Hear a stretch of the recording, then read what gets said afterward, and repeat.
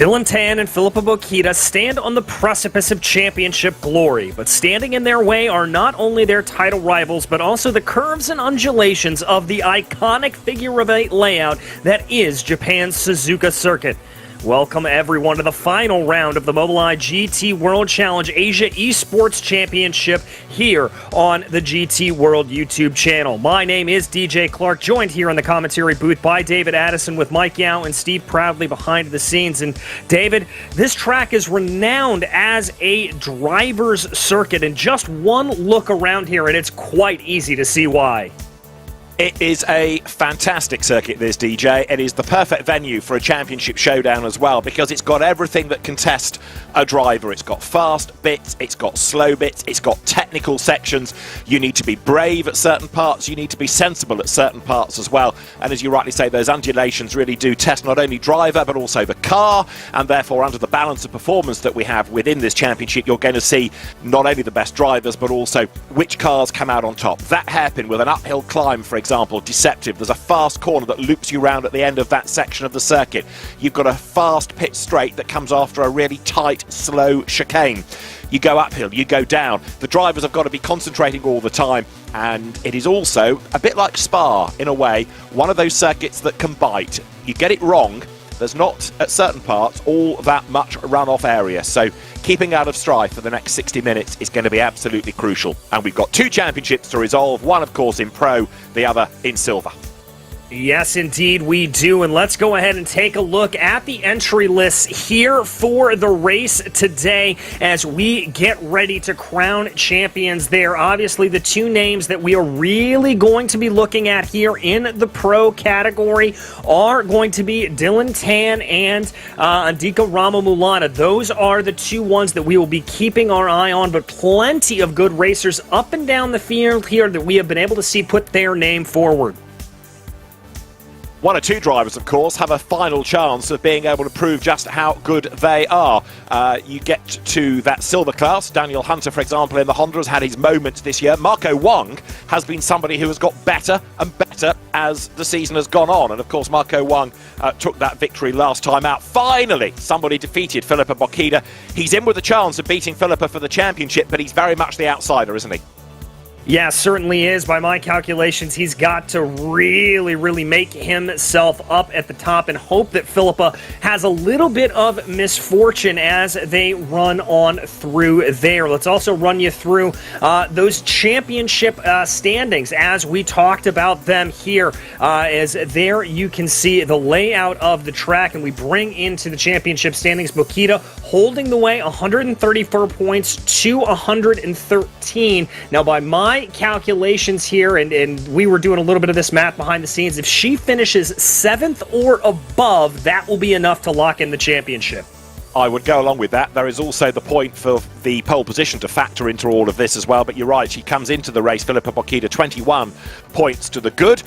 In the pro class, Dylan Tan is even more secure in a sense. He is 26 points up on Andika Maulana. And so it is very much within pro advantage to Dylan Tan. Those two Mercedes AMG Esports team LOR drivers have rather dominated the championship. Ferris Stanley, the best of the rest, really. He is third, but Dylan Tan is going to have to work hard, I think, to throw this one away. But that is not to say that surprises can't happen over the course of an hour of the Mobileye GT World Challenge Asia Esports Championship. And as we say, the Suzuka circuit, home of the Japanese Grand Prix, an absolutely fantastic lap. Before we look at who did what in qualifying, before we get into the race itself, let us have a look at the Suzuka circuit, courtesy of the Mobileye track overview. Ryan Houlihan is the man who has driven the lap, and talking you through it is Ryan Gill.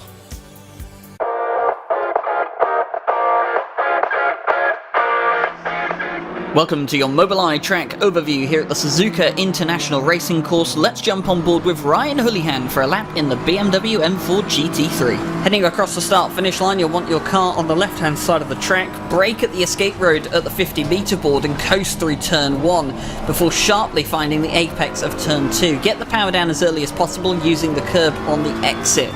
Next, you want to work your way through the tricky S-curves of Sector 1, keeping the car in third gear as you navigate each corner carefully, ride the curves on the inside, and then put the throttle down as early as possible so that you can take the Dunlop curve completely flat. Hug the left-hand side of the circuit and brake just before the 50-meter board for the first of 2 Degnas. You want to cut the inside curve as much as you can and then brake on the exit curb for the second Degna. Exit with as much speed as you can without voiding track limits, and then you'll look for a striped curb on the right-hand side of the circuit just after the kink brake at the end of it for the hairpin. You'll want to take a nice wide line through here as you go through in first gear before powering the throttle down and going flat up 200R. Then you'll want to move to the right-hand side of the circuit for the tricky spoon curve. You'll be wanting to brake on an escape lane just before the green Astro and coast through the first apex before going wide on the curb and cutting back sharply to accelerate through the apex of the second exit. Then you want to move to the right-hand side of the circuit and you'll be lifting slightly at the 50-meter board for 130R. It's one of the most complicated corners on the circuit and one of the easiest to get wrong as well. Throw the car through and use the exit curb on the right before moving over to the left, brake at the 100-meter board, and then cut as much of the inside of the Casio triangle as you can before you power your way out of the corner and flat through the last curve and up towards the start-finish line for another lap at Suzuka.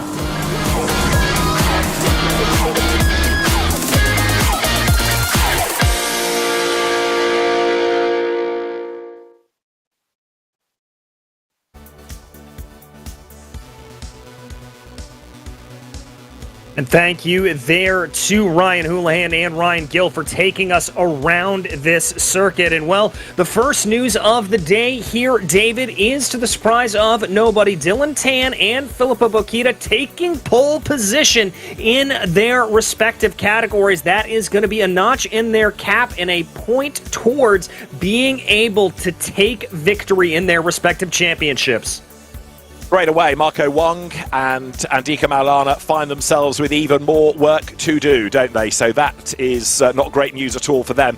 So let's have a look at this grid. Dylan Tan and Andika Maulana are going to be on the front row. Filippo Bocchita is on the second row of the grid as the silver pole position driver, with Andrew O'Hara qualifying well, number 51. He will line up fourth on the grid. Fifth is where you find Fadli Rashmat. And to start sixth is Ferry Stanley ahead of Moreno Pratana. And then Sam Madison's Honda will go from eighth on the grid.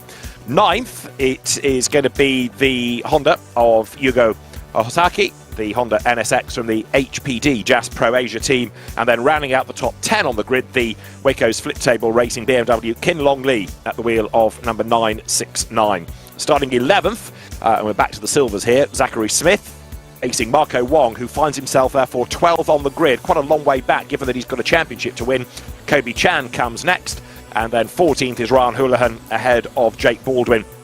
And to start 16th is Dafa Nabil. Next up, it is going to be number 21. That is Luis Moreno ahead of Yatlam Laws BMW. And rounding out the top 19 on the grid is the McLaren of Tanatip Talapananan and the Vatana Motorsport car with work to do. He is, however, having said all of that, ahead of Yuki Shirakawa, who will be next on the grid.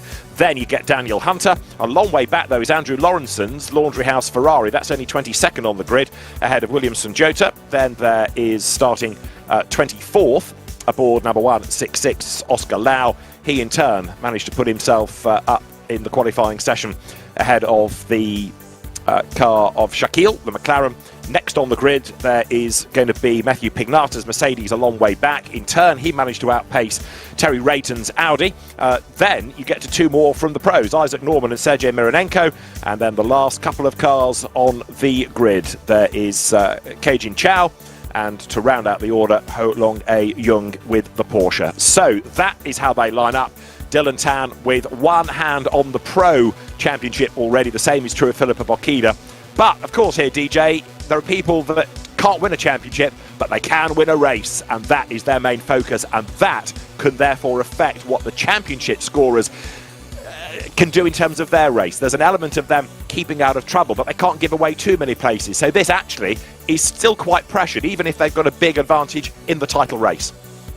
Yeah, exactly. They need to keep all 4 tires on the black stuff around here. That has got to be their primary objective. So look for Bokita, look for Tan in particular. Maybe not to be as risk adverse as we've seen them going into other races. They're going to have to be very, very careful. I think if somebody here, particularly if we're dealing with Philippa Bokita and Andrew O'Hara starting to her outside, if O'Hara sends a move, don't be surprised if Bokita backs off, lets him go by. Marco Wong starting all the way down in 12th place. That's a big, big gap between those 2 protagonists.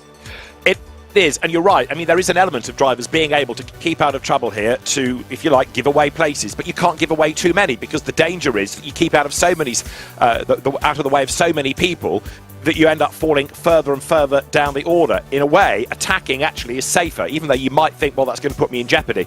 Well, we'll find out what the strategy is going to be. From Dylan Tan's point of view, the best option is to just storm away from the front, isn't it?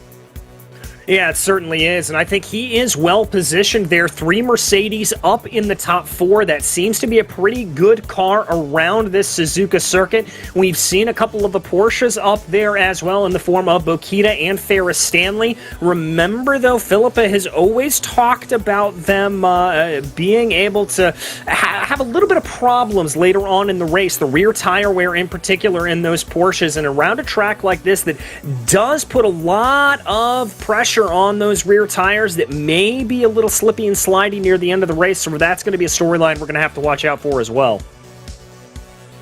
So we are at just approaching 22:07 in the evening here for the in-game time. We're about 45 seconds away from the start of the race. Interestingly, even before we've got going, quite a few with that little yellow bar increasing next to their names on the timing tower, suggesting internet connectivity could be a drama. That would be cruel luck for Philippa Bokita if the connection were lost. However, the grid is formed. We are getting ready then as the cars drop down onto the grid for this final round of what has been a fascinating championship. It is seemingly going to give a title to, in the case of Silver, Philippa Bokita; in the case of Pro, to Dylan Tan. But let's enjoy a good race. As the lights go on, the engines fire, and they will have this final formation lap. They will make the run first into, appropriately, first corner, that long looping right, then towards the snake. That in turn includes the anti-banked curve. Then you go through the long left of Dunlop and the double right of Degner underneath the flyover, heading up towards the hairpin. Then there is the 200R spoon curve onto the back stretch, the daunting 130R, and then you stand on the brakes at the Casio Triangle and drop down through the last curve up towards the line. Philippa Bokita then sets off, looking a bit more pensive as she contemplates now being just about an hour away being a champion. Yes, she does. And as we work our way here through first corner, this is going to be one of the primary overtaking opportunities that we see, but it's not on the traditional line. It's not coming on the inside. So many times we've seen drivers be able to sweep around the outside here. The problem is, though, is if you set yourself up going too wide up into the snake, that is a one-way ticket to disaster. So you have got to be very, very sure-footed as you're able to get there and get through the corners. The other great overtaking opportunity, as you mentioned, diving hard onto the brakes down into the Casio Triangle. That's going to be the other big area to watch out for, and that's really all precipitated by a good run out of Spoon Curve down through the backstretch and in through 130R, getting a big heaping of the draft to set up that move. And also through this section, the snake up towards Dunlop, you've got to know where to pick your battles, because it is tempting to get your nose up the inside if you think you're quicker, but then, given the relative width of the circuit, find yourself in trouble. Degner, people say, is not an overtaking opportunity. Well, it has proved to be, if you go to Fanatec GT this year in the real world, when the Asian Championship was there were some really brave moves pulled. Of course, the light is fading, so it could be quite dark before the end. One thing you find in Japan is when the light starts to fade, it fades really quickly. So at the moment, you're looking at dusk, but it could be really dark, couldn't it, by the time we get to the end of this last race of the series?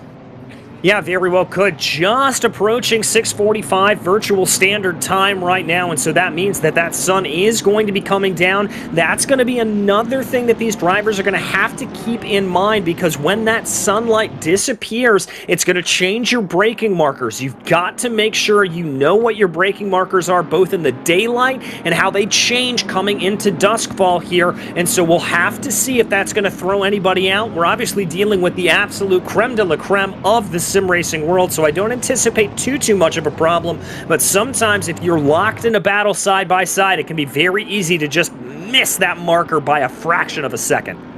Now there you've got Andrew O'Hara, who has been there or thereabouts, to use a good old cliche, this season. He is third in the silver standings. He ain't going to be a champion. He's going to struggle to even be second, but he could go out with a win, couldn't he? And that's going to be his main focus. Now, Filippo Bocchida does not want to get involved in any battles that would put her in jeopardy of not finishing. So Andrew O'Hara could be a real factor here, and his enthusiasm, his pace, relative to Filippo Bocchida's strategy, and whether she's prepared to get into a fight here and go for the class win or keep out of trouble. We'll find out, because we're about to go racing, DJ.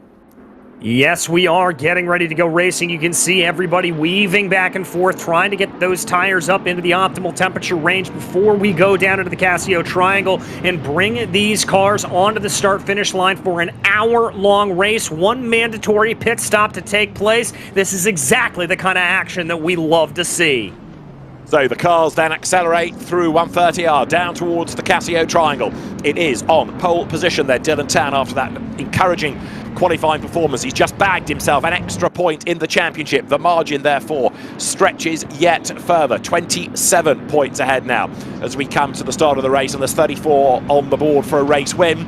So the final round of the GT World Challenge Esports Asia Sprint Series is about to get underway. We are at Suzuka. The light is fading. Andika Maulana then on the outside of the front row prepares himself to try to steal a march when the lights change. Dylan Tan on pole rumbles his way up towards the timing line. When those lights change, we will go racing. 60 minutes of a championship showdown is about to get underway now. The lights do go green. The Mercedes rumble away. On the inside line is Dylan Tan. That should give him the advantage. Look, though, for the second row at Andrew O'Hara, who tries to go around the outside of Filippo Bocchida. Bocchida gets up the inside there. Look at the drama in the background. I think one of those that may have gone off is Marco Wang. However, 3 cars in strife. Dylan Tan converts pole into the race lead. And what about Filippo Bocchida? She is ahead within silver, and more drama behind her. I believe that may have been Andrew O'Hara getting into the mix of that, spinning out there in the number 51 Mercedes. We'll have to get confirmation on that, but contact there coming up through the latter parts of the snake. Certainly O'Hara was involved in it. Somebody bounced off the side of him. So that look has given the 3 leaders an absolutely clear ride. That could not have been better for Filippo Bocchida. There was drama that has delayed people, but it all happened behind her. And so now you've got Pro Silver. Massive gap. That is absolutely perfect for Filippo Bocchida to win the championship in class. Yes, it is, and all she has to do right now is just holding on to the back here of Andika Ramoulana as you see the real gaggle of cars there coming out of the second Degner. Everybody working their way down through the hairpin, a little bit too wide there in the back, but nobody looking too aggressive. And indeed, Andrew O'Hara was one of those cars that was involved. He now finds himself all the way down into 7th place.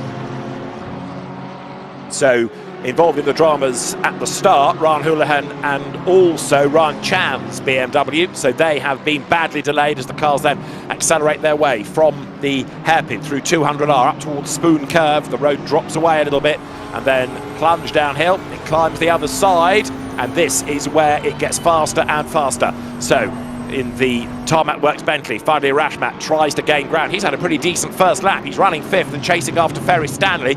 This, if you like, is best of the rest, isn't it? The second wave delayed in the dramas on that first couple of corners. Certainly is, and I like Rockmont's style there through there. You saw him really back off a little bit through 130R, not wanting to carry too much speed through there. It's a little bit like driving an oval in the way that you have to time that pass. You can't be too close when you come up through 130R, or you're going to blow your chances. A couple of Hondas, though, going side by side. That's Sean Madison with a move into turn 1. And Ryan Chan trying to recover then. Sean Madison's Honda turns through. As you say, yes, we've got the pair of Hondas together. Yuko Ohusky next up, the HPD Jazz Pro Asia entry on the back of then Sean Madison. So they wriggle their way now through the Snake, Zachary Smith, currently 11th in number 25, the Alpha Venturi Racing Aston Martin V8 Vantage. You can see the concentration as Zachary Smith then hustles on. He's getting closer and closer and closer to the back of the Honda. Trouble is, at this section, it's not that wide, DJ, is it? And finding a gap is not easy. No, it really is not there. You can see the dust getting kicked up from the Degners, and the one thing you've got to be very careful about through there is getting a little bit too much overspeed going down into the second Degner, exactly like Zachary Smith did. Missed that apex, and you can see the time it cost him up to Osaki. So now through the hairpin, back onto the power. Zachary Smith has lost a couple of lengths, but there's a right old queue of traffic forming further up the road. Those Hondas are about to get stuck in it as well. Marco Wong, despite possibly being delayed at the first corner, he is running in 7th, and he is 2nd in class, but it's not enough. He's got to be ahead somehow of Philippa Bokida. Yeah, he has got to put on an ungodly charge here to get his way up through the field to try to do this at this point. But we've seen some impressive stuff out of Wong, but he's got to worry right now because Andrew O'Hara, that driver that was set off at the beginning of the race, he now has Wong clearly in his sights, and that Mercedes number 51 Laundry House machine clearly wants to make a move and get 2nd in silver. Absolutely so, but it's been a regal performance by Philippa Bokida this year then as the cars accelerate out of the Casio triangle. You see what I mean about the light fading? Those lights now starting to pierce through the darkness ever more brightly. Over the timing line goes Andrew O'Hara, whoops off the road there. Jake Baldwin in the so-called happy lap Ferrari. Well, that was not the happiest of laps. He's back on the racetrack, but he has tumbled down the order as a consequence. Yes, he has, and remember, you've got to be careful with that here on ACC. If you pick up too many of those off tracks, you will get an automatic penalty issued by the sim itself. That is not from any of the live race stewards, so you have to be very, very careful about your off tracks, and especially at a track like Suzuka where it's very easy to drift a little bit too much speed out onto the corners, coming through the Degners, coming through 130R. It can come back, and those can count up very quickly. Andika Maulana has now set the fastest lap of the race, hasn't he? So Andika Maulana, who did win the second round of the championship, is pushing on as best he can. He isn't going to win the title seemingly unless Dylan Tan has real dramas, but Andika Maulana, who was one of the guns the first year we had the Asian Championship, looking strong in terms of pure pace right now. What about Marco Wong? He is trying to get himself back into the mix. Andrew O'Hara chasing after Marco's BMW winner last time out, that great drive that he turned in at Zolder, but Marco Wong again stuck in traffic. This is Andrew O'Hara's view. Started 4th, runs 8th, delayed on that first lap. Yeah, and you can see this is going to be a little bit of a draft train here that O'Hara's going to be stuck in. This is one of the big advantages that you can be able to get. You pull up behind a car, you get the help of that slipstream, but Wong is going to be getting that from Pratma right up ahead of him as well, and so it's going to negate a little bit of that overspeed that O'Hara is going to be able to bring coming down into 130R and into the Casio triangle. Now, dramas from the first lap, the Ryan Houlihan and Ryan Chan incident being investigated, so also Andrew O'Hara and Fadli Rahmat. So the stewards are busy already, and we are coming up towards the end of the lap then as they accelerate from the triangle through last corner. Speed building, this long pit straight drop downhill. Andrew O'Hara there in the traffic. Look, 8th on that Lumirang display, which flicks between your position and the short code for your name. Turns through this really fast first corner, and then back onto the power, drag the car out the other side. Now, lead gap, 7/10 of a second as we go on board with O'Hara now. A little bit of dirt kicked in his face, and that was thanks to Marco Wong. I think Marco could be feeling a little bit of the pressure here. Also could have a little bit of target fixation up ahead of him on Pratma, trying to close in on that number 187 and to the best of his abilities there for the Motul Racing machine. But they're going to spread themselves out here a little bit at the top of the hill, coming up through Dunlop, and now they get onto the binders again through Degner. Big kick up of dirt there for Marco Wong. I'm getting the sense that he is hustling that BMW.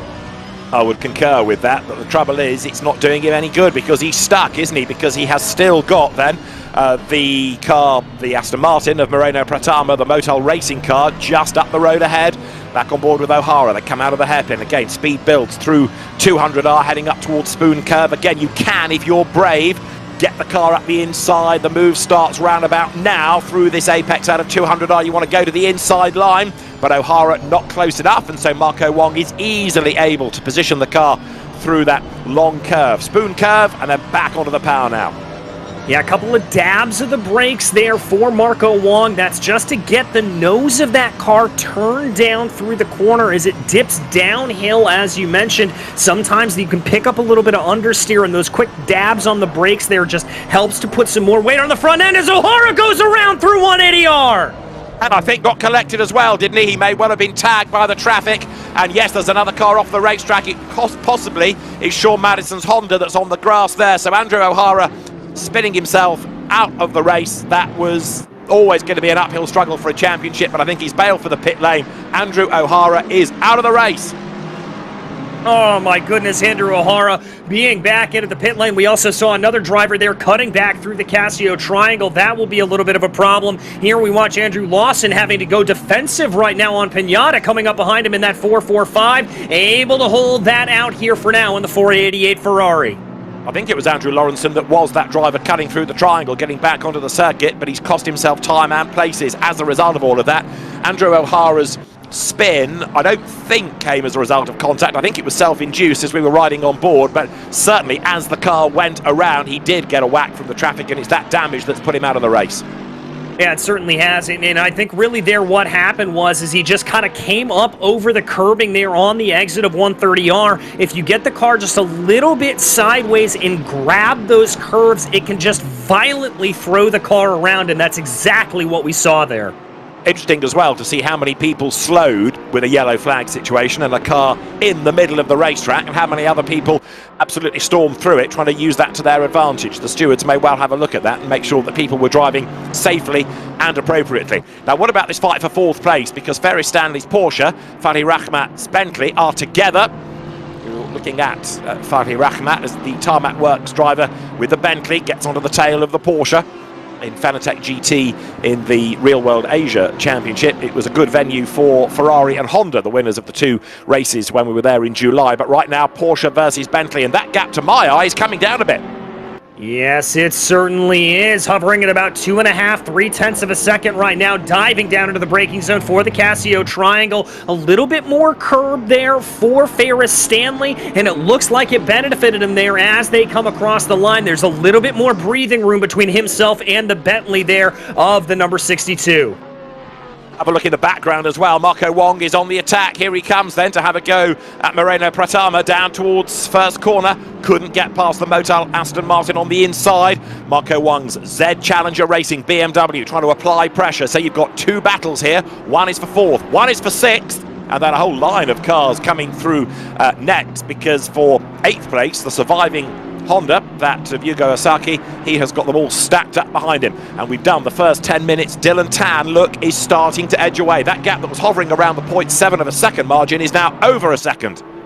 Yes, it is, as Dylan Tan has recaptured the fastest lap of the race there. So Dylan Tan doing exactly what he needs to do to just pull away from Andika Ramamulana here at this point. We continue to focus here on Marco Wong, trying to close down on Pratama. And I've got to say, really good defensive line there from the 187 going down into the first corner, planting that car in the middle of the track, not really allowing Wong to have any sort of opportunity to get a move done.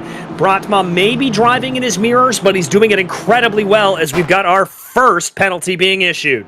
And it is a drive-through for Kobe Chan's Revolt Pui Pui Racing BMW M4. That being penalised for causing a collision, and he was involved with Ryan Houlihan on that first lap of the race. So therefore it is Kobe Chan, the man that is in strife, getting a penalty. He drops himself down the order anyway, but he now gets this penalty. Yeah, he'll get that penalty, and that'll send him back down into the field. And it looks like here, David, that we're going to get a replay of that incident itself at the beginning of the race. So this is on board with Andrew O'Hara from fourth on the grid. It's all Mercedes around him, apart from Philippa Bokida to the right that you can't yet see. Down towards first corner, Dylan Tan turns in. Andika Malana tried the outside line, couldn't do it. Philippa Bokida third, very nearly got second. But look, O'Hara and Rachmat go side by side here. Rachmat turns around the outside. That's then the inside for the next part of the circuit. They bounce off one another. Bentley survived it relatively well, but it was Ferris Stanley that got the jump straight through the middle of both of them. O'Hara went rally crossing. He's back onto the circuit, but fell to 8th place as a result of that contact. Yes, he did. And then this is the Baldwin incident here that we saw. Oh, just a little bit too bit of an opportunistic move there coming in from behind. I have to say that was a door that was always going to close. It was, wasn't it? And so Jake Baldwin tagged into the spin, went around. Now what about Andrew O'Hara? This is from on board, and as he turns his way then towards the 130R, he rode the curb, and that was enough, wasn't it? It was the curb that unsettled him. He goes out wide and bang, straight into the side of him was Sean Madison, and that was a big hit. That was a very, very big hit, and I am not surprised that O'Hara took a tow as a result of that damage, as that had to have been absolutely terminal. A little bit interesting here with Marco Wong, though. Looks like he's losing some time up ahead to Pratama. Doesn't it? He has fallen back, you're right, and so that gap is widening, 6th and 7th. Marco Wong dropping away 0.6 of a second back. Now, quite often you can anticipate that people can claw back lost time at different parts of the circuit given strength or weakness of car, but the Bentley looking good in 5th of Rahmat, and then the Aston Martin, another British brand, looking good 6th in the hands of Moreno Pratama. Yatlam Law a little bit further down, and Rahmat is back onto the tail of Ferris Stanley. So this is the top pro Porsche. Top Porsche of all is the silver leader, Filippo Bocchida, but look at Rahmat now getting closer and closer all the time. Yeah, really closing down there, opting to take a little bit of an alternate line there, not completely clobbering the first apex going down through the Casio Triangle, clearly trying to set up a better run down the straightaway. Unfortunately, it didn't look like it worked there necessarily for Fadli. He's going to lose a little bit of time, about 0.5 of a second, and oh, that is Pinata off. So, Matthew Pinata gets it all wrong coming out of 130R. He has survived it, but drops himself places as a consequence, and we've got there one of the BMWs, by the look of it, coming into the pit lane. Now Jake Baldwin has already pitted as well, but there was another car coming down the pit road as Yatlam Law battles on. William Sunjoto's BMW it was that's come down pit lane. Yeah, not entirely sure there what Sunjoto was coming down pit lane for. We are not in the pit stop window here. Remember, we have a mandatory 30-minute pit stop window, at which point all drivers do have to come down into the pits. That's going to open up here in about 5 seconds' time, and will close with 15 minutes left to go in this race. Maybe he miscalculated that and thought it was the ideal time to come in, but has slightly got the numbers wrong. Either way, the rest of the field battle through. Look who's now got the fastest lap of the race. Dylan Tan, the race leader, just asserting himself over Andika Maulana, fastest man on the racetrack now, and Filippo Bocchida with 3 Pro Class cars between herself and the opposition. Can virtually start to celebrate now, can't she? Because life is getting easier and easier for Filippo lap after lap. Yeah, it certainly is, and having that breathing room is going to be absolutely massive. And remember, if Marco Wong wants to be able to take this championship, Bocchida has got to finish in 8th or below. And at this point, it does not look like Filippa is on course to do that. But if you're a fan of Filippa Bocchida, knock on all the wood that you have here at this point. Yeah, she has been the standout driver in the silver category. Now, what about Moreno Pratama? He was pulling away from Marco Wong, but that gap is coming down again, isn't it? The light continues to fade, and as Moreno Pratama comes out of the Casio Triangle up towards the line, look, Wong is right back on his case again. Battle is rejoined as they head to the timing line. Yes, they do. Let's see how much the draft is going to help out Marco Wong here in that number 9 BMW. Is he going to take a peek to the inside? No, he's going to stay right in line here, just keeping the pressure up on Pratama, trying to see if he can force an error there out of the Motul Racing Aston Martin. So they wriggle their way now up through the snake, and Marco Wong not under attack, is he, from Zachary Smith behind him. He doesn't have to really worry about what's going on behind. He can concentrate his efforts on the road ahead. We've got Sergio Mironenko's Audi, the laundry house car, making its pit stop. But Dylan Tam then, as the pit window is open, continues to hold sway, and that gap is going up. Suddenly we've got to 1.6 seconds, and Rahmat staring at the back of Ferris Stanley. That is the race leader. Out of the hairpin comes Dylan Tan. Remember that he has taken 3 wins out of 4 races, and 4 from 5 should well be on the cards here. Well, and how many times have we seen this out of Dylan Tan, just kind of holding things back here in the middle quarter of the race, and then absolutely putting on the afterburners when the pit stop window opens and starting to extend that gap more and more. This is exactly Tan's MO, and I would not be surprised if we continue to see that gap grow over the next couple of laps. I would go along with that because he has been so good in the championship this year. He's no Esports rookie, of course. Dylan Tan and Adika Malana have been around the scene for a good few seasons, and those lessons learned being put into practice. And again, they race at an incredibly high level. So Dylan Tan working his way out of the Casio triangle. The fascination now, of course, is that every 2 or 3 laps or so, the road is going to be a little bit different in terms of the available light, your reference points, and how your eyes adapt to that, because the light in game, as it would in the real world, is fading fast. Yes, it is, and especially one of the little intricacies here of the Suzuka circuit is you've got to not be distracted by some of the things that you see around there. We just passed by the world-famous Ferris wheel.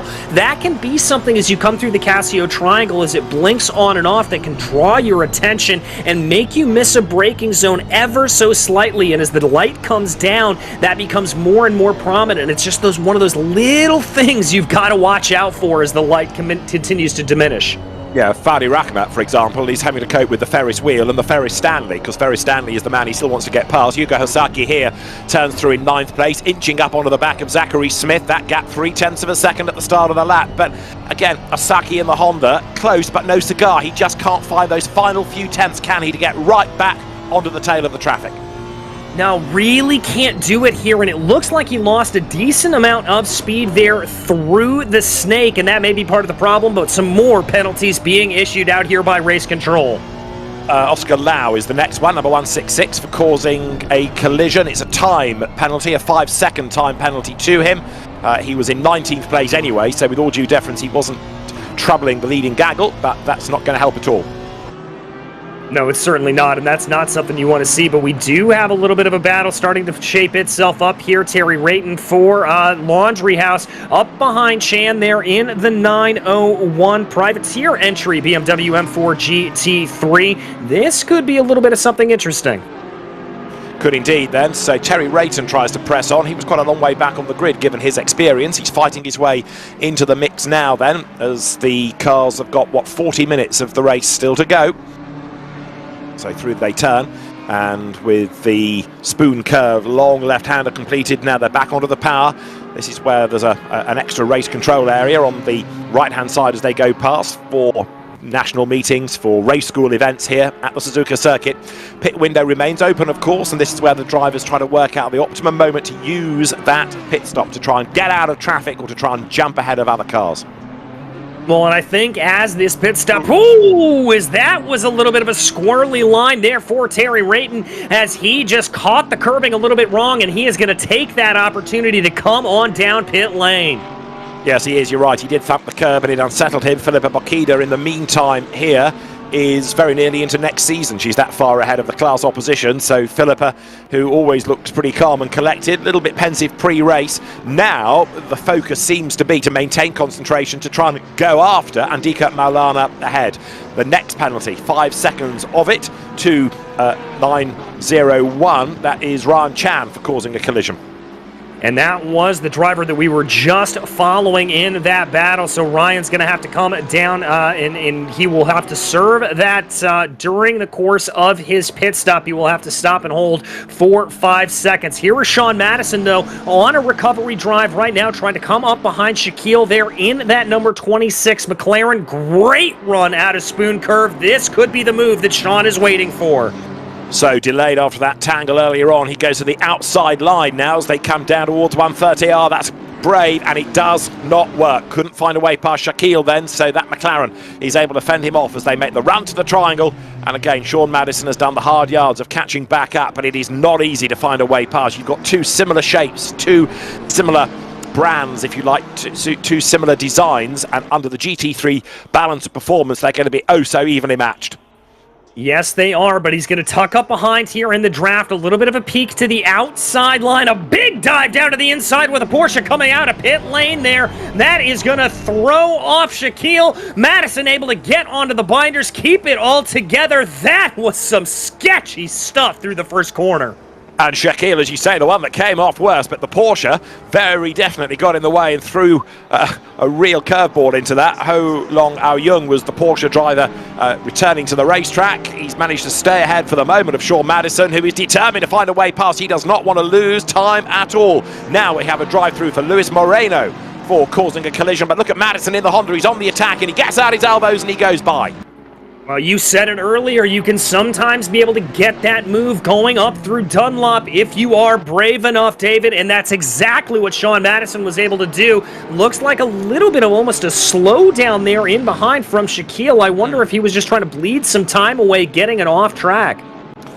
Yeah, or has had another moment. Let's find out then as the cars wriggle their way through. It could also have been, I think, maybe getting out of the way of Dylan Tam, because I think the back markers now are being caught by the race leaders, looking at where this battle pack is for fourth coming up to the hairpin. So it might have been that he was getting out of the way of the race leader. Now, Marco Wong and Zach Smith still battling for 7th and 8th places.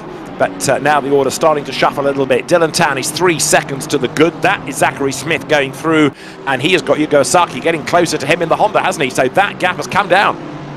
Yeah, it certainly has, and we've seen the Honda's speed coming out of Spoon and being able to maybe get that attack going down to the Casio Triangle. Let's see here what Osaki is able to do in that number 77, trying to close in on the Alpha Venturi racing car.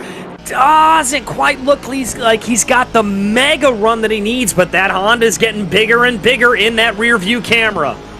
If I were the Honda team, I'd get Osaki into the pits and try and jump ahead, get the pit stop out of the way, and see whether you can use the pit stop strategy here to your advantage. He closes right up. He's also bringing with him Dafa Nabil in the BMW. So now you've got Osaki trying to attack, trying to defend. They keep him out there for another lap, but life's getting tough for him because actually he can't really dedicate his efforts on the attack because he's got to defend. Rakhmat's still all over the back of Stanley. He's another one that's being kept out there and possibly delayed now. He's stuck behind the Porsche, so that means that Moreno Pratama has caught up to Rakhmat now in the Aston Martin.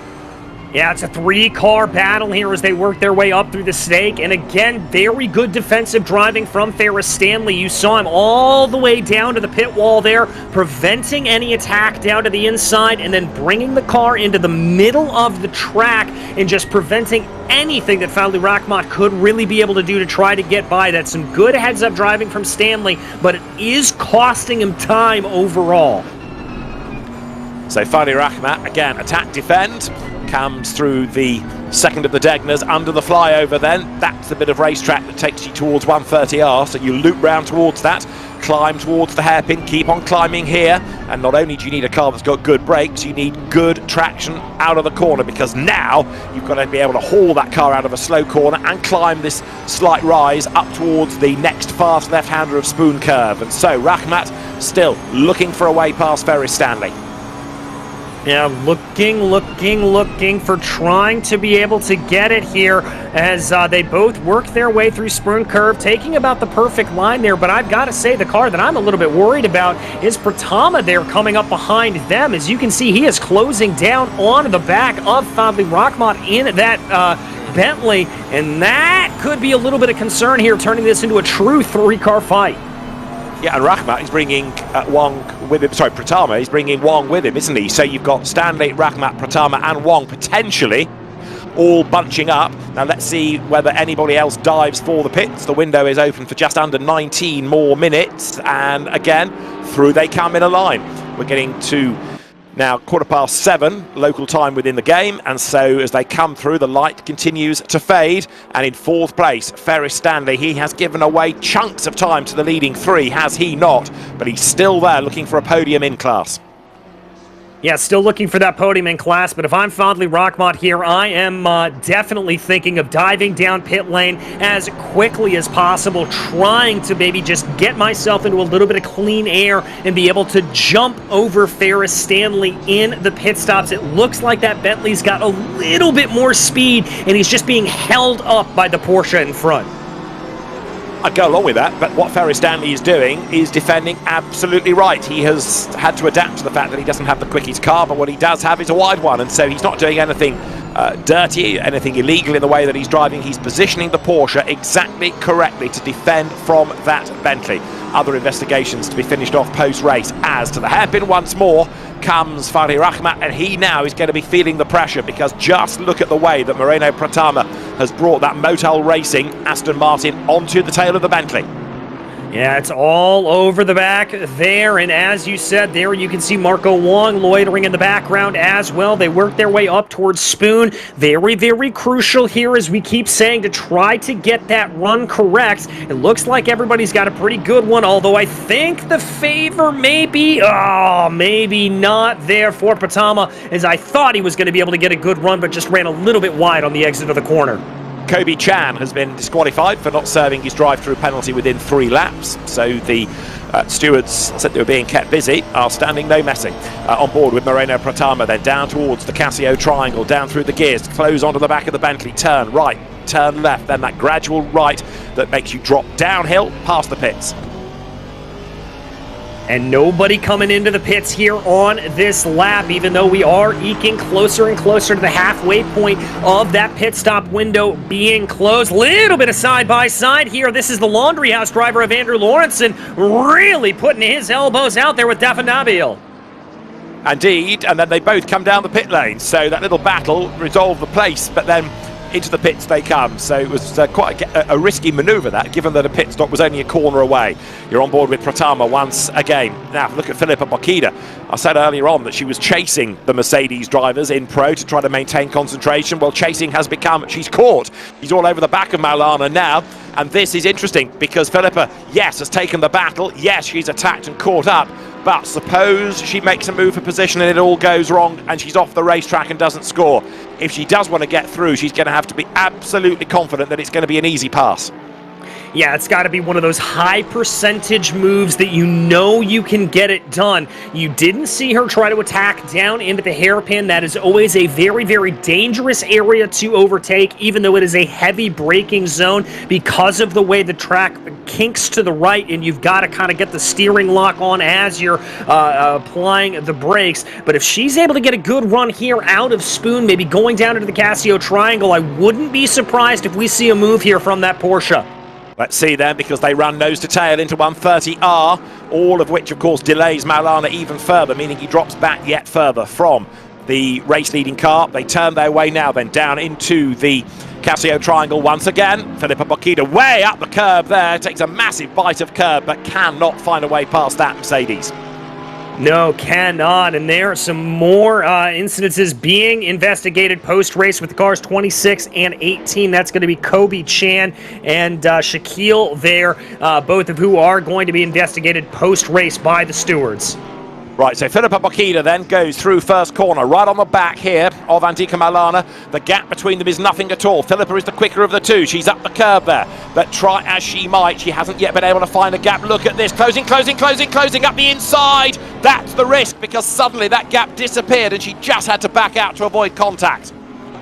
Yes, she did, and that is some very, very good heads-up play and some very good play on the brakes there as well for Filippa. Very, very impressive to be able to get that done. But what that is going to do is that is going to put into the head of Andika Ramamulana that she is on the attack, and he is going to have to think twice here before going into corners. So nose to tail, they continue to run. And Andika Maulana looking pretty calm, bearing in mind that he's got all this pressure applied to his shoulders. Comes out of the hairpin, and the Mercedes just goes slightly wider on the exit of the corner there. Once again, the Porsche is close. The Porsche inching up onto the back as they sprint now.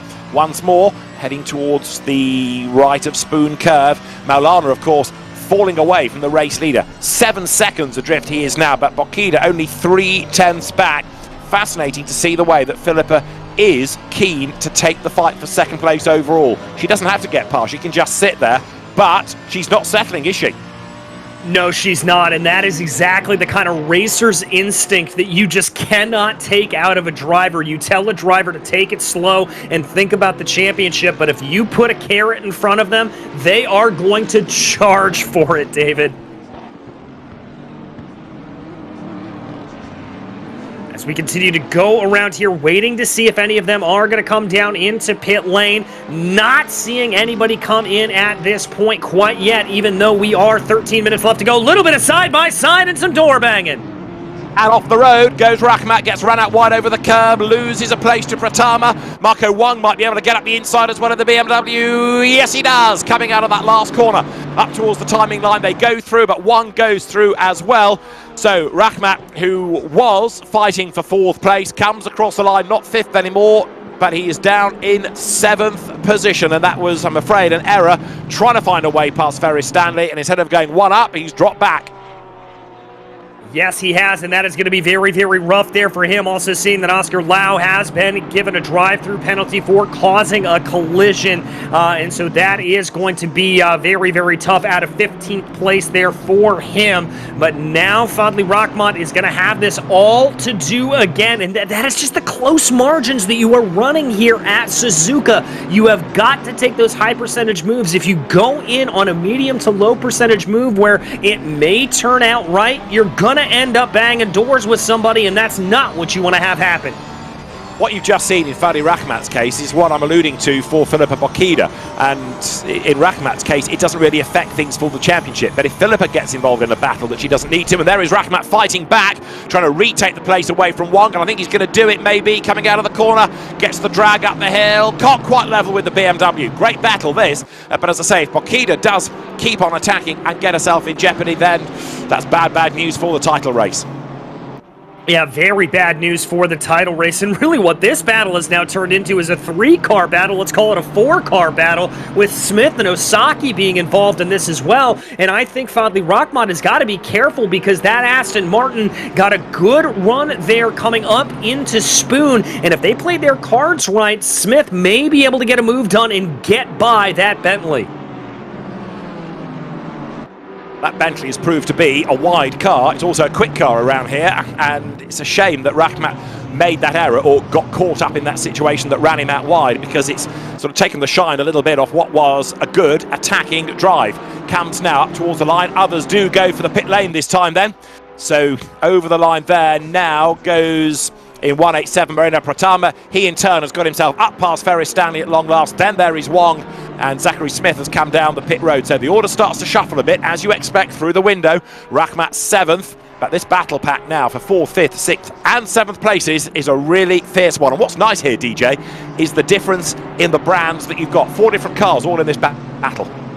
Yeah, 4 different cars all in this battle, and this is where we start to get into that conversation of horses for courses. The BOP allows for similar lap times across the entirety of a lap, but where these cars make that time is going to be different. Some are going to be quicker in a straight line, some are going to be faster through medium speed corners, some are going to be faster through lower speed corners, and this is where the drivers have to know not only what their cars can do, but what the advantages and disadvantages of the other cars are, and try to take advantage of those downfalls.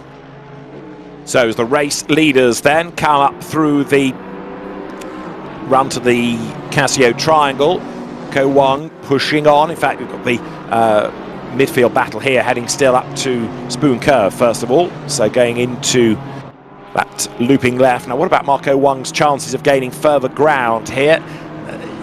He's getting himself caught up behind Ferris Stanley. Now remember, Fadi Rahmat spent probably over half the race looking for a way past the Porsche and not being able so to do. So Wong is going to have to work really hard, isn't he, here?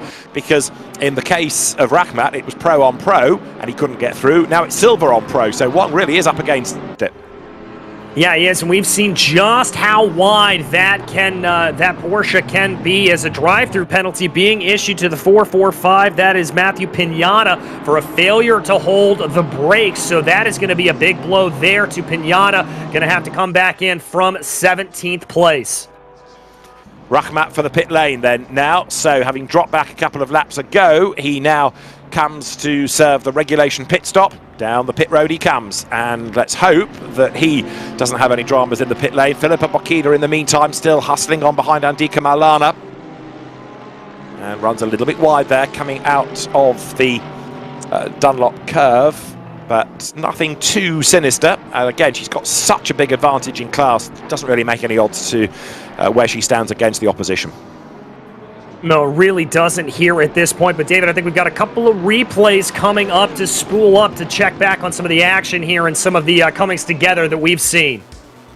Right, so let's try and piece together things from the opening lap of the race. In fact, this was the first corner. That was the drama between the BMWs. Ryan Houlihan getting together with Kobe Chan. for which eventually Chan was given a drive-through and didn't serve it and then got excluded as a consequence.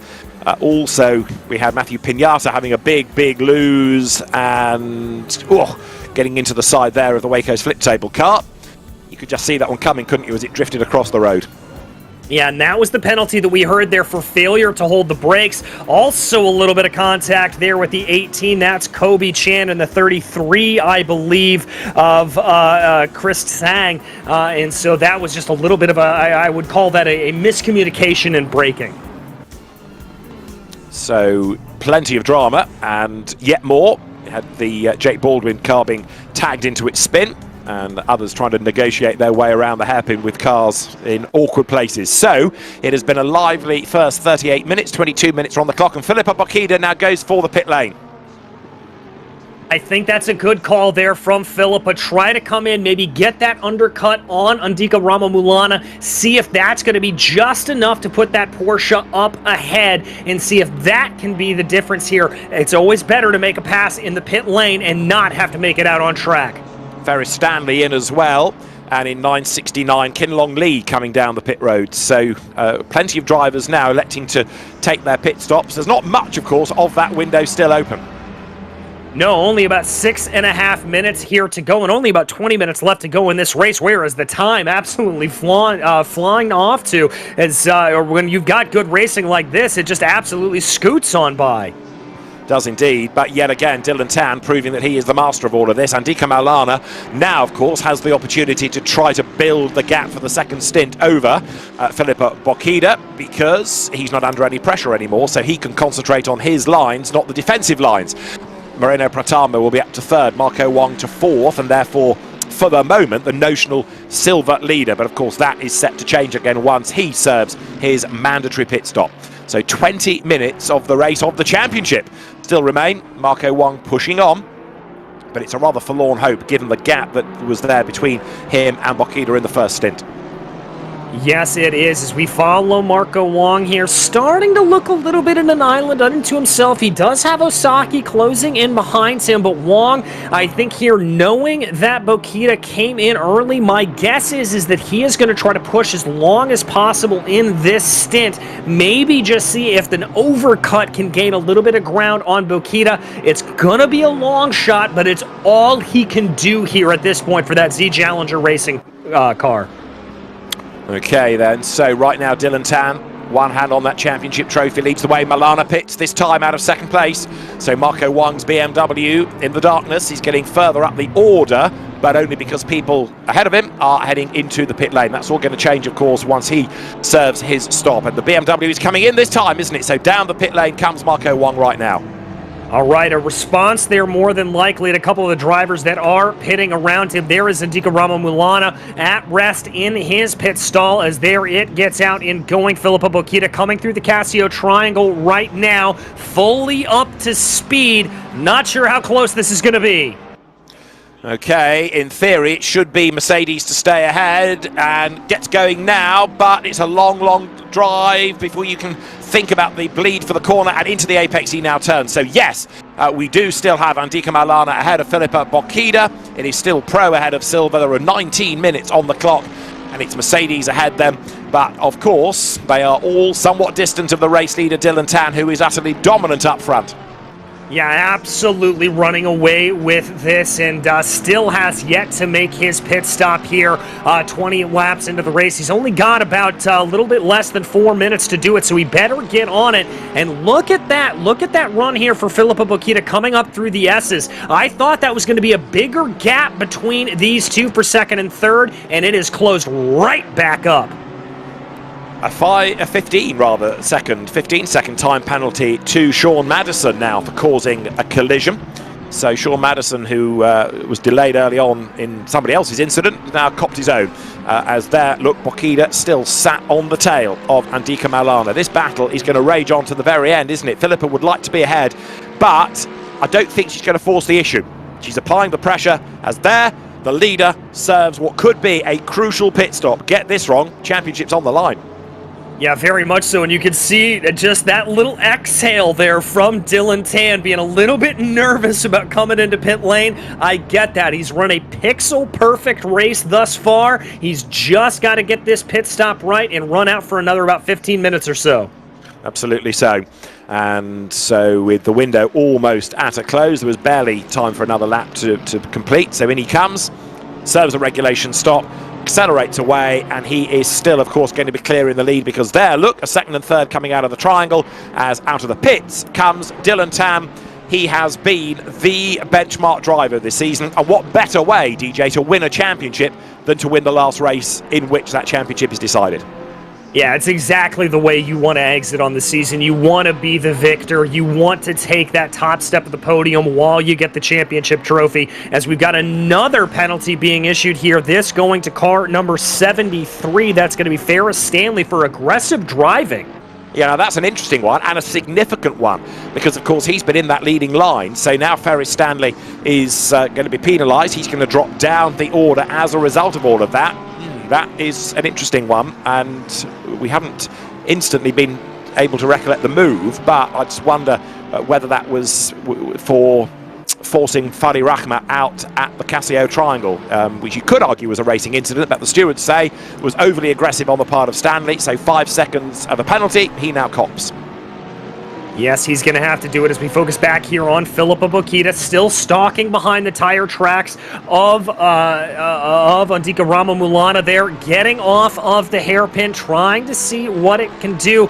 I'm wondering here if Filippa is now in a little bit of just coast behind mode, or if it is an opportunity that if she sees something, she is going to absolutely pounce on it to try to go forward.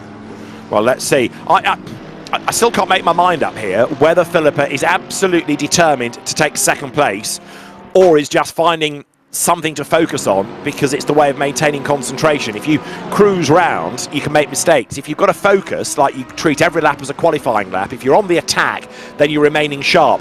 She does not have to get past that Mercedes, and what she does not want to do is get into a battle that risks not finishing and not scoring points. Maybe post-race we'll find out what the game plan has been here, but certainly she's giving energetic chase. So right now, Dylan Tan, as the pit stops cycle back through, leads the way. And number 144 Mercedes working through the traffic there, gets ahead of the Porsche, laps the 911, and with just 15 minutes of the season to go, Dylan Tan now could go at his own pace, just has to make sure no mistakes are made. Yeah, no mistakes are made, and now that he's starting to work his way into lap traffic, he's got to be careful about where he chooses to make those overtakes. Obviously, lapped cars here not obliged to get out of the way necessarily, but they will do their best to try to do so. But there are so many portions on the Suzuka circuit, like the Snake, like Spoon Curve, where if you try to go 2x2, it can get a little bit hairy, and that is going to be both on Dylan and the lapped cars to be aware of that and to be on their toes. So coming out of the hairpin, Dylan Tan will have those back markers ahead. But again, such is the margin over Maulana, he can take his time. Look, Maulana not even in shot as they climb now towards Spoon Curve. So as far as Dylan Tan is concerned, if he's getting close to a back marker, he can be a little bit more careful, a little bit more cautious about finding a way through, rather than being on the attack, and again, rather than putting things at risk. Yeah, very, very true about that. He's able to piece his way through the field instead of having to go on a full attack mode here. I think that's going to be a little bit different when we deal with Andika Ramamulana and Filippo Bocchita when they come up on these cars, but that is a matter for a different part of this race.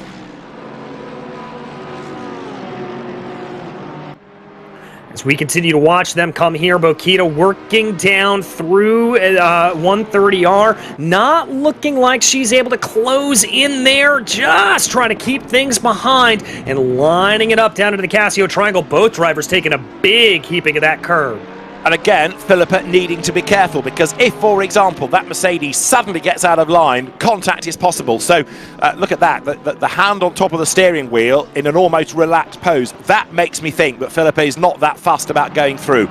Yes, she's got something to aim for there, that car ahead, to maintain concentration. But if she can't find a way through, what the heck? She's not going to force the issue. The danger is she gets so close that if there is a mistake from Malana, it goes against her. But I think she's just going to sit there now and go for the points, go for the championship, and do it in style with a class win. Yeah, I have to agree with you there. Another good battle here, back for 14th right now. Dafa Nabil in the number 29 BMW and Andrew Lawrenson in the 488 Laundry House Ferrari, working their way out of the Casio Triangle. This was a little closer coming down into the braking zone. The BMW looking like it's got a little bit of legs here on the front straightaway. Now, Andrew Lawrenson comes through. The Ferrari, of course, a good aero car. You tend to think about the BMW as a car with good grunt, but the Ferrari is certainly good at cutting through the air. 12 minutes on the clock, that's all. And so Andrew Lawrenson running in 15th. Remember that he is out of the pro class. He's got the silver BMW of Dafa Nabil ahead. Yes, he does. And at this point in the race, you're just battling for position. It doesn't necessarily matter too much if you are silver or pro. You are just going to battle your heart out as much as you can. And there you can see, you talked about the aerodynamics on that Ferrari closing up through the high-speed section of the Snake. Ooh, big clobber, though, through the first Degner. That's going to cost him about a half a tenth or so. You can't lose half a tenth or so in this with the BOP, meaning that the cars are so evenly matched. You've got to be absolutely error-free. But Lawrenson right on the brakes, late as he dares, closes back up to the BMW as they power their way up the hill once more now. And again, the circuit coming darker all the while, heading now up towards Spoon Curve. The BMW using its power on that section of the circuit and gets away a little bit. And I think here that this may play into the hands of Dafa Nabil, because anytime you need to make that overtake, it comes at the end of a long straightaway. And as you mentioned, the grunt of the BMW may be able to help himself just pull away. Now, the other part of that is Shirakawa up ahead of them. That's going to be about a second up the road, and Dafa Nabil is going to be feeling just a hint of that draft to keep a little bit of extra speed there over Andrew Lawrenson. Indeed so. Nose to tail they come then through the triangle, sprinting their way once more up towards the timing line. So as the leaders have already gone by, this battle still on for 14th and 15th places. Window closed now, so everybody has made or has to have made their mandatory pit stops. 13th going through, as you say, is Shirakawa. He's rather crept into the picture, hasn't he? Because he didn't look all that sparkling in qualifying, but as the race has gone on, he's chipped away and gained a place here and there and moved himself up the order. Yeah, and I think that's a very, very respectable result there for Shirakawa in the number 39, and it's just a combination of, I think, some good moves that he was able to throw, and then just good incident avoidance and taking advantage of some others' misfortune. And a lot of times, David, that is the way you get a good result in a GT race like this. It is indeed. So going nicely is then Shirakawa creeping his way up the order. He's got the McLaren ahead of him of Talanapanen, and that's the next target before we get to the checkered flag here. Yes, it is. Lawrenson, though, still continuing to stalk behind Nabil here. A little bit of a wider line, later apex going down into the hairpin, clearly trying to carry more speed on the exit. Fight a little bit against that BMW straight line speed, but there you can see it as they get onto the loud pedal, that BMW just creeping away from it. Indeed so, with only 9 minutes on the clock, so frustration for Andrew Lawrenson. Worked hard for the bulk of the lap, closing onto the tail of Nabil, and then has to watch that car accelerate away. Getting one of those joys of dart racing now, aren't you, where you can see precious little of the road up ahead. You just feel so much more enclosed there, going between the barriers, between the trees, with the surrounding of the circuit now shrouded in darkness through 130R. The Ferris wheel lights up, another distraction, as DJ was suggesting it would be earlier on, and then it's hard on the brakes into Casio Triangle. Go right, whack the curb, left, curb again, back on the power, drag the car out of the triangle, plunge downhill, and that's another lap ticked off. It was, and look at the escape there from Nabil coming out of the corner. Lawrenson wasn't fully over to the left side of the track there, going down into the Casio Triangle, and I think that cost him a couple of tenths of a second going down through the low-speed corner, and that just goes to show you the infinitesimal margins that we are dealing with here. You have got to be all the way onto the edge of the track to maximize as much speed as possible. Absolutely so. Race leaders then. up towards the completion of the lap. Dylan Tan is not only going to win the championship, he's going to win the race, and he's going to take the fastest lap from pole position. I mean, it doesn't get much better than that, does it, to say to people, this is why I am champion. If we go back very nearly 45 minutes or so plus, we were talking about the margin hovering about 0.7 of a second between the two race leaders. Well, now, so far ahead is Dylan Tan over this man, Andika Maulana, that it's 11.5 seconds as he comes out of the triangle. That gives you an idea as to just how quick Dylan Tan is and how much he has pushed to get away. Yeah, absolutely remarkable, and I do think some of that may have been helped by just a little bit of defensive driving here from Andika Maulana, keeping Filippo Bocchida in his rear-view mirror, but at the same time, let's not take anything away from that sheer outright blistering pace of the 144 Mercedes. Maulana, as I made the point earlier, is no rookie, no slouch. Filippo Bocchida arguably ought to be a pro anyway, rather than a silver, but she likewise has done an outstanding job. And look at this, we have, over the course of the 5 races, make it a notional 6 with the Barcelona race that never was at the start of the year, we've hardly ever talked about Tan or Maulana or Bocchida making mistakes. Rarely have we had them bouncing off a curb and being sideways. Hardly ever have we talked about them being on the grass or having a bad qualifying effort. They've always been up at the pointy end of the race results, the qualifying times and the championship ever since the season got underway.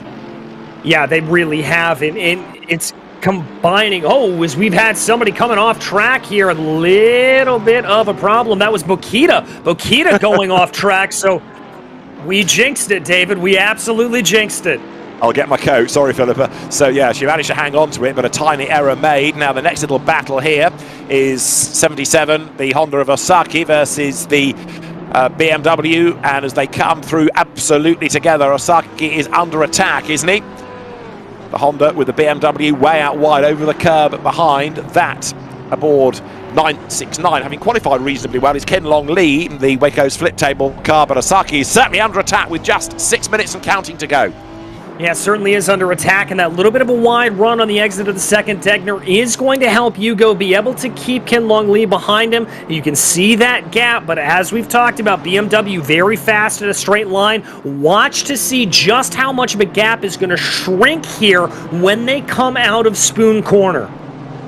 Indeed so, that Honda, a good aero shape. It's great to have Hondas in these races. We don't see enough of them in the real world, but it is a car which had a win thanks to safety cars in the Fanatec GT in Asia, in the real world in July.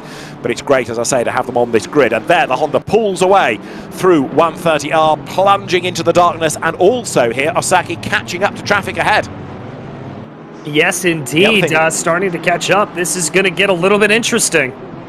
The other thing we've had, which I don't necessarily think I've cottoned onto, is Zach Smith having sorted out Marco Wong for second in silver as they come over the timing line. And this is Wong on the attack once again now to try to get the place back. So Zachary Smith, who shadowed Marco Wong in the first stint, managed to get ahead of him in the second. And Marco Wong does not like that, and he's looking for a way back ahead. Yes, he is, and there you can see them running, and that is that Aston Martin and that BMW running nose astern there as they work their way up through the S's right now. Very, very close running, and that is Law right in there behind them as well. So that is a 3-car battle up ahead here of Osaki. Bear in mind as well that they have to factor in, just as we do, that 5-second penalty for Ferris Stanley in the Porsche. Now Stanley is closing on his early race adversary Fadi Rahmat, but are we on the end of race corrected times going to see Stanley drop further down the order? There he is, look, he's absolutely stuck behind Rahmat, so allowing for the fact that he is 3.5 seconds give or take ahead of Zachary Smith, Stanley is going to fall back into the traffic, isn't he, on corrected times when the penalty is applied. Yeah, it's just going to be a question here of exactly where he's going to follow back to. And so that is really where it's going to be. Looking at it at about right now, he may lose 4 or 5 positions. Go along with that for sure, as 3.5 minutes suggests 2 more laps here for Dylan Tan. He leads, he is making his way once again through first corner. And look, there is nobody else in sight. He has dominated this race. He's going to be a very well-deserved race winner, and he's certainly going to be a worthy champion, isn't he? Oh, a very worthy champion. I mean, look at this, a 13-second advantage over the rest of the field, and that is just carrying on the story from what it seems like every race we have seen up to this point. Absolutely remarkable stuff. You'll love to see somebody like Dylan Tan just absolutely put their rubber stamp on a championship like this. And where does he go from here is the next question, because he will have yet again proved just how good he is within the Asia Esports Championship. And Dylan Tan, who, as we've been talking about over the course of the championship, is part of Mercedes-AMG Esports team LOR. Now look at this for second. Bokita is on the attack once again. That shot we had of her a few minutes ago looking as though she was settling for place. Well, not anymore. She is very definitely on the attack. Keeps out of trouble, but this is a really, really gutsy drive. Yeah, very gutsy drive, trying the crossover move, going down through the hairpin. That is a high risk move to try to make. Breaking down here into Spoon. You can see just a little bit of opposite lock that has to get thrown into the steering wheel. The rear tires of the Porsche probably starting to slip and slide here at this point. Now, once again, I love that, just kind of pushing her head forward, willing the speed of the car. But again, little good does it do, because she can't find a way past that Mercedes. Come back to the point, she doesn't need to be getting past. So the closer she gets, the more she puts herself in jeopardy. As through now goes the race leader, Dylan Tan. There's just about 90 seconds on the clock. This potentially now his last lap. I believe it will be, as his last lap was about a 1:59 or so. So this should be the white flag lap out for these drivers. Now, Bokita has lost a little bit of time there coming through the Casio Triangle, but let's see if she's able to close down here up through the Snake. It may have to be a little bit of a sneaky move to try to get this done if she wants to go for it. So Philippa Bokita on target for a class win, on target for a championship title as well. But Andika Maulana has really felt the pressure for the entire race. The Porsche never able to get through. We'll find out after the race maybe just how committed Philippa was to making that move. But I'll tell you, Andika Maulana deserves credit, doesn't he, for soaking up the pressure.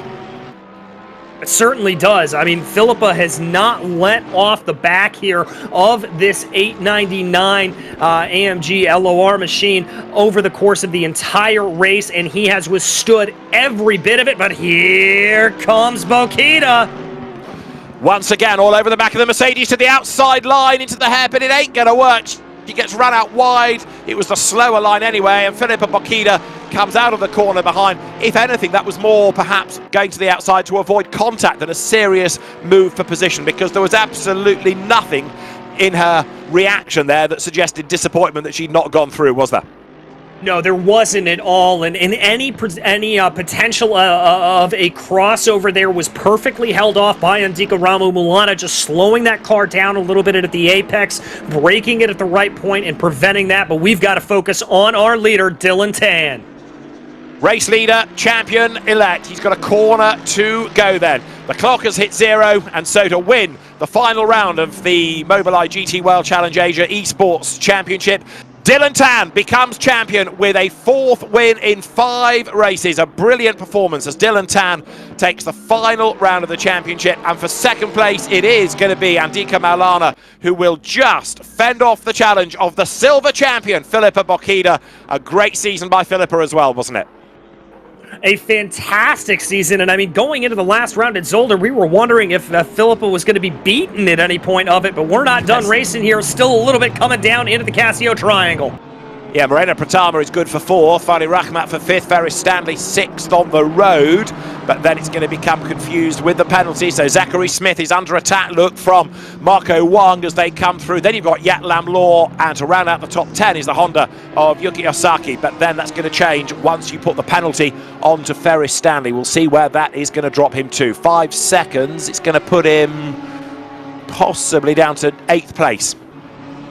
Yeah, possibly down there. We'll have to see, as Sean Madison, the latest driver, trying to just get a little bit more. This is a little bit for naught, though, as Sean does have a 15-second penalty. And so even if he is able to get this move done here on Mironenko in the Audi, it's not going to be coming out in the final standings.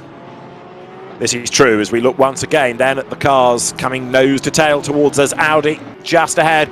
Sergei Mironenko, who's quite a long way back on the grid, keeping the penalised Honda at bay. Sean's not going to get close enough, is he? He's late on the brakes, closes to within half a length, but the Audi will have the drive out of the corner. Sean Madison tries to get under the rear wing, but the line is covered off, and so 19th goes the way of Sergei Mironenko, but it's a battle that goes right the way down to the wire. Right down to the wire, and that's exactly what you love to see as they come through. A fantastic race here today, David. This is exactly what I was hoping for from Suzuka. And what's great is to see the way that championships have been decided, not by cruising round for points, but by winning their respective classes, winning from the front. And an excellent performance today, an excellent season from both Dylan Tan and Filippo Bocchida. Worthy race winners today, worthy champions in a season that has given us plenty of excitement and plenty of drama all the way through.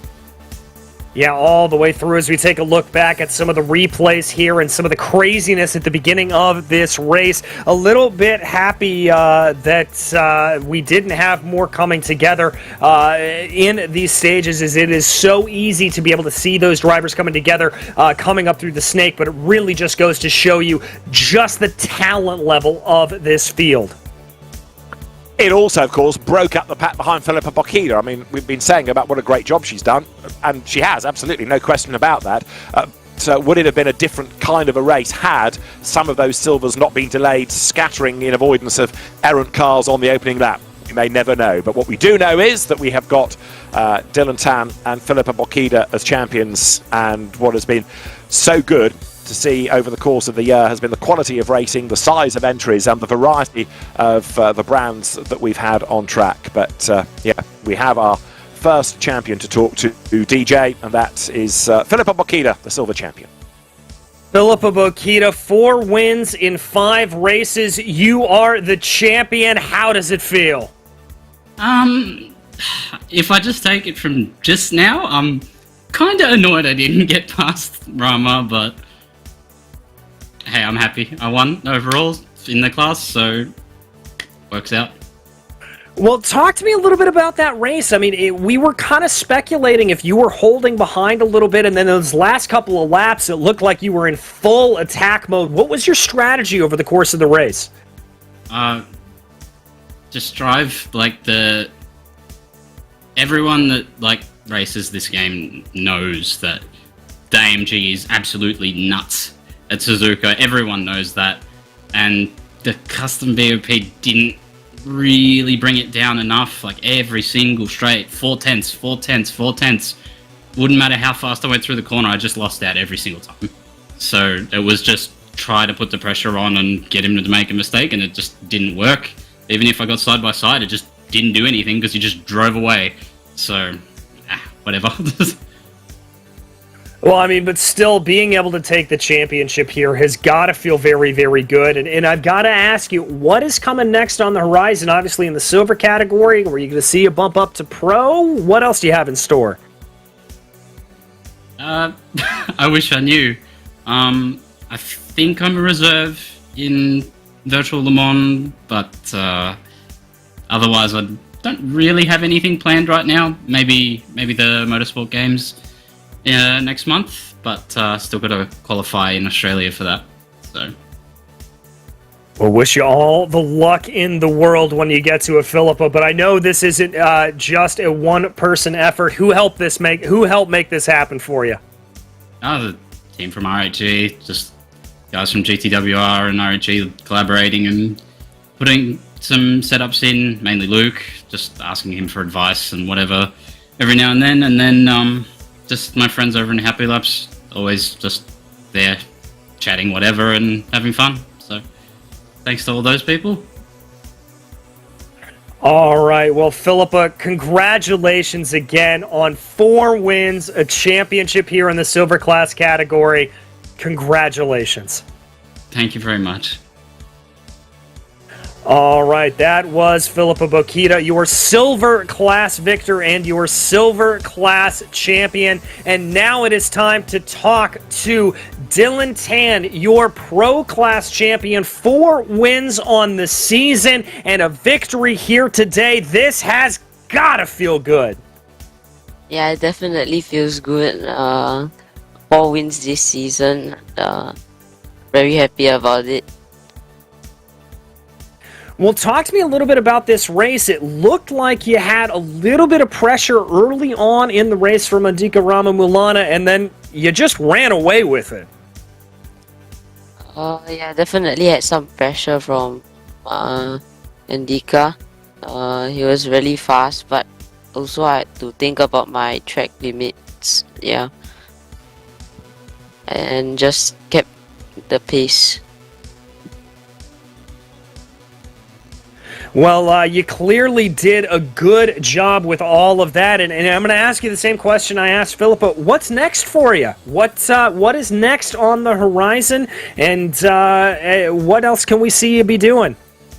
I think the next one is SRO Spa, for endurance spa, 24 hours. Yeah, just going to prepare for it. Well, we wish you all the luck in the preparations there for it that goes on. But as for today, is there anybody you would like to thank? Who made this happen for you?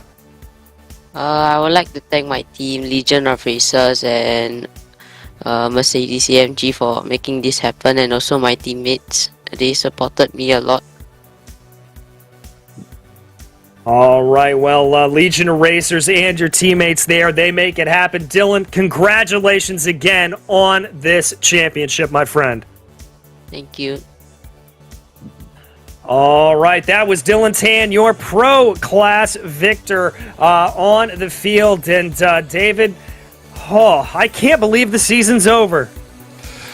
Yeah, it's come to an end too fast, hasn't it? We have, as we've been saying, been treated to some great racing, and it continues to be, of course, for me, a world which I learn every time something new about esports racing and the drivers within. And it is so interesting to see esports pro racers like this and the level that they operate at compared to real world drivers when we have the on-site races, and the driving standards are not perhaps quite the same as they are in this virtual world. It really does prove just how good these guys are. Even those that were talking about racing for a teen or a 20th place, they're all still quality drivers. And yet again, it's been a real privilege to be in the virtual world covering this championship. It's been great fun and great to see 2 worthy champions, Philippa Bokida and Dylan Tan.